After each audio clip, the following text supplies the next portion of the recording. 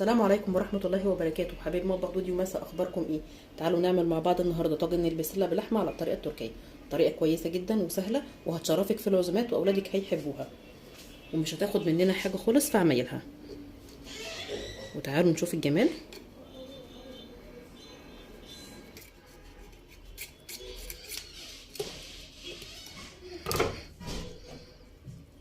شايفين الجمال؟ جمال وريحة، وبصراحة هتبقى تحفة. ويلا بينا نشوف هنعملها ازاي. هتجيبي اللحمه بتاعتك حسب عدد الافراد عندكم او الكميه اللي انت هتستخدميها، وهتقطعيها مكعبات صغيره بالطريقه دي. ودي بتكون اول خطوه احنا هنعملها مع بعض، ان احنا نقطع اللحمه بالشكل ده مكعبات صغيره قوي علشان تستوي معانا. بعد كده في الحله بتاعتي وهنزل بالماده دهنيه.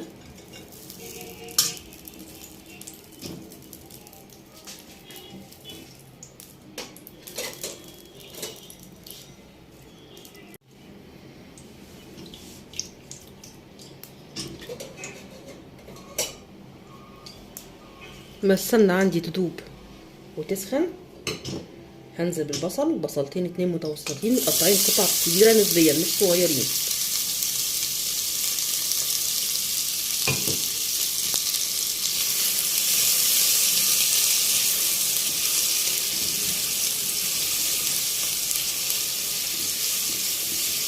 واقلب لحد ما البصله تدبل شويه معايا. كده البصل ابتدى يدبل معايا شويه زي ما انتم شايفين. هنزل بثلاث فصوص ثوم متقطعين واكمل تقليب.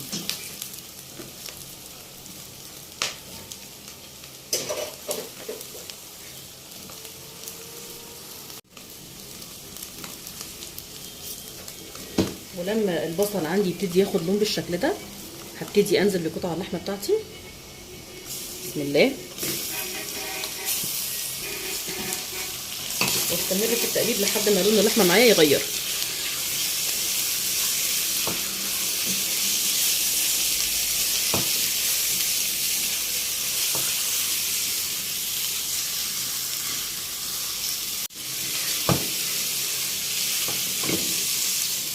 مع استمرار التقليب ابتدى لون اللحمه يغمق معايا. اقلب برضو لحد ما اتاكد ان اللحمه كلها لونها اتغير، ما اتغيرتش من جنب او جنب لا. كده اللحمه بتاعتنا لونها اتغير من كل الجوانب، اتشوحت معانا تشويحه بسيطه. هنا بقى هبتدي انزل بالتوابل.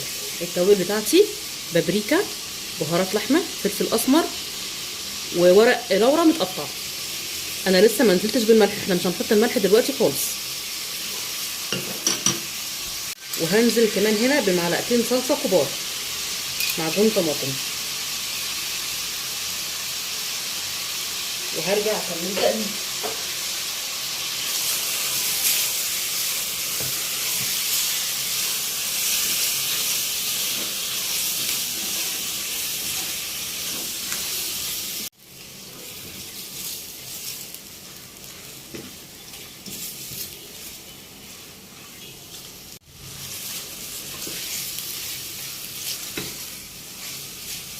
كده قلبت اللحمه مع التوابل ومع الصلصه وبقى لونها بالشكل اللي انتوا شايفينه ده.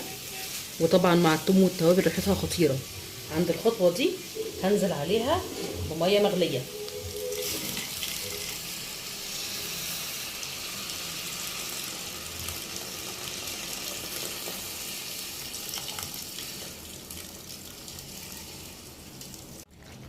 وهقلبها مع بعض كده. وبرجع افكركم انا كل ده لسه ما زودتش ملح، لسه ما حطيتش ملح خالص.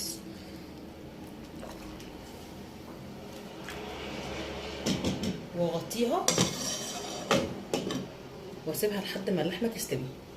على ما اللحمه تستوي معايا جبت هنا كوبايه لبن دافيه، عليها معلقتين سكر، ومعلقه واحده من الخميره الفوريه. واقلبهم مع بعض كده واخليهم يتفاعلوا واسيبهم يتفاعلوا. بعد ما يندوب خالص نسيبهم شويه 10 دقايق كده ولا حاجه، لحد ما الخميره تترفع شويه في اللبن.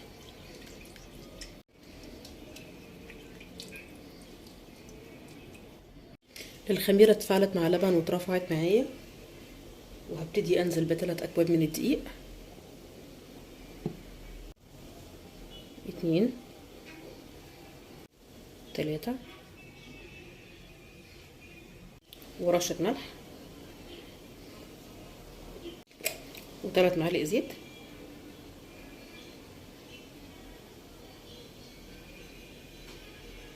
واخيرا كوب من الزبادي.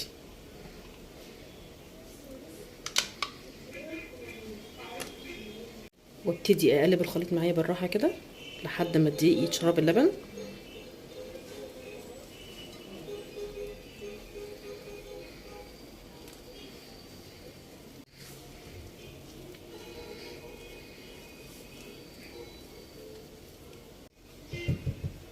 ولما المعلقه تنضف معايا كده ابتدي الم العجينه بايدي.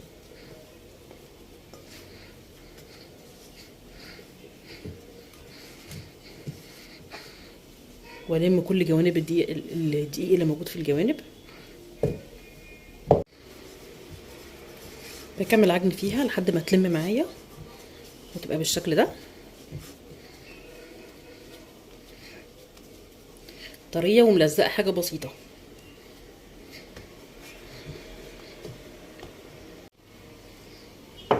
هجيب بوله نضيفه معايا واحط نقطتين زيت وادهنها بالزيت كده،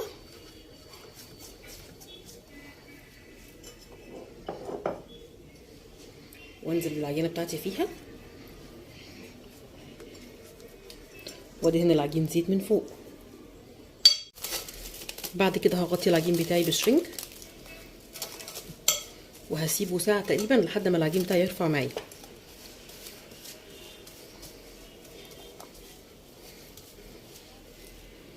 وتعالوا نرجع للحمه.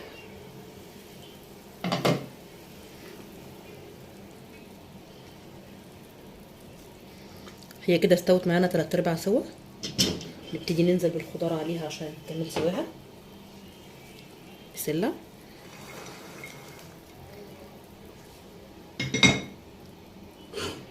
والجزر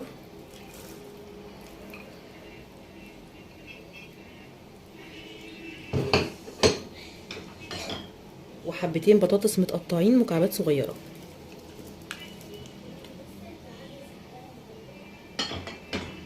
نقلبهم مع بعض كده ونسيبهم لحد ما يستووا خالص.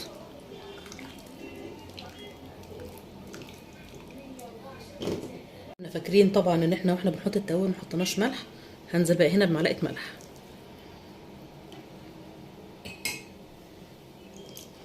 واقلب واسيبها تستوي. تعالوا نرجع تاني للحله بتاعتنا.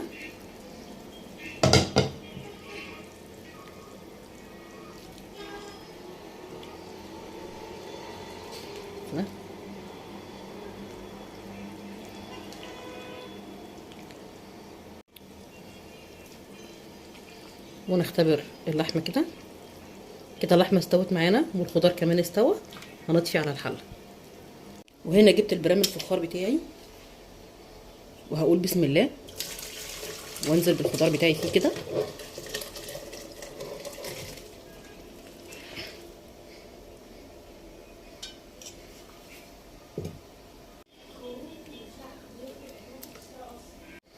وهكون مسخنه الفرن بتاعي وهدخل البرام على درجه حراره متوسطه يغلي بس غلوتين وهطلعه تاني.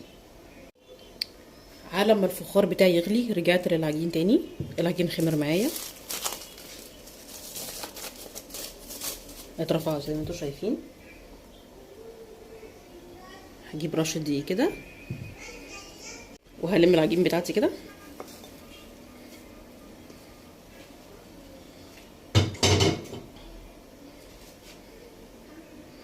وارش عليها شويه دقيق واقسمها من النص كده. هحتاج في البدايه نصها بس.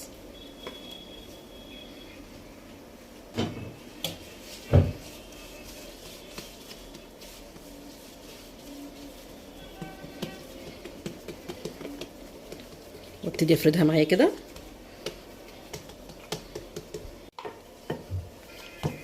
واكمل بالنشابه.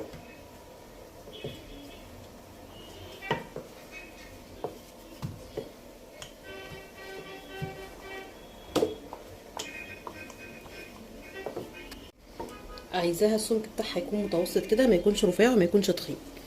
وهبتدي المها على نشابه كده. كده طلعت البريم بتاعي من الفرن، وهبتدي افرش عليه العجين بالشكل ده.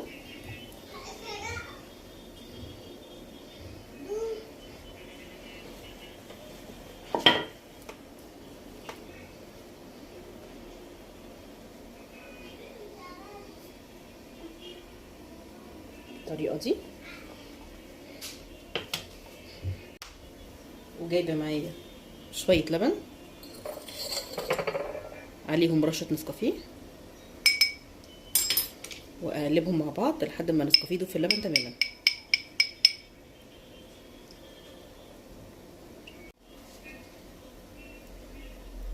وهبتدي ادهن الوش بالراحه خالص كده اللبن بالنسكافيه ده.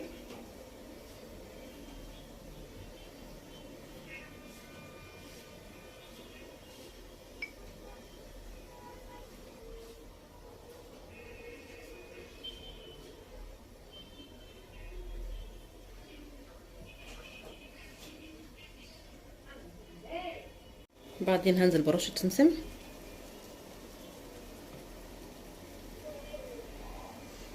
ورشه حبه البركه،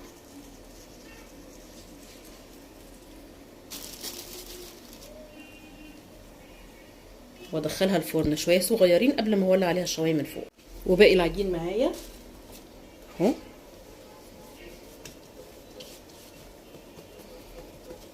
هبتدي اشكله قرص صغيره،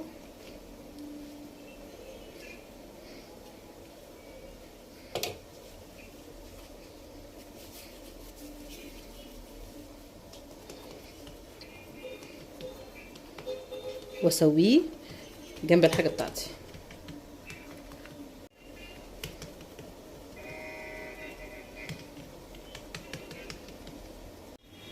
شكلت العجين الباقي معايا عشان نستغله برضو، وبنفس الخليط اللي دهنت بيه الصينيه هرجع ادهن وشه بالشكل ده.